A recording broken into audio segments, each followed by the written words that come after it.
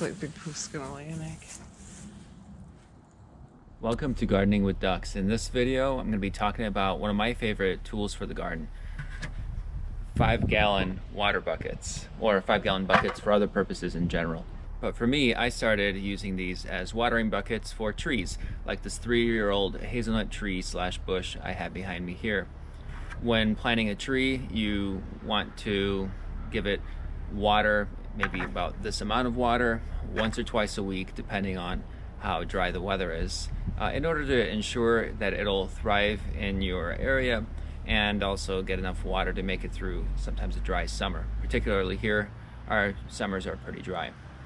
But these buckets that I sometimes just call watering buckets don't come with holes already drilled in them. As you can see here, I have a few different sizes of holes drilled in this bucket. I started with a smaller hole first, and then when I saw that the water wasn't always draining, when it got clogged up by some matter from the duck's water or something else that just flew into the bucket, I drilled a larger hole so that I wouldn't have to knock it loose with my hands or a long stick quite as often. Using a spading drill bit is a good way to make these holes, but any kind of drill bit will probably work. Here you can see a bucket where the handle's already broken. It was a plastic handle, and it just snapped while I was carrying it with water inside of there.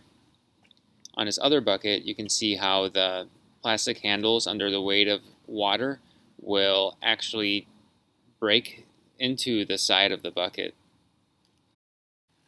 And these are durable buckets. We had a thinner blue one, which actually that entire bucket broke. And on here we can see the type of handles for the metal ones. Those wear out eventually, so once they wear out, we found that we can use some spare pieces of old hoses that we're no longer using and put some duct tape, or in this case Gorilla Tape, around that, and that works well for us.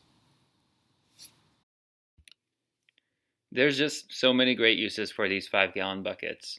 Wendy used this as a toolbox even before she found this really nice attachment for it at a farm store. And finally, I'm going to show you what the ducks think of the bucket.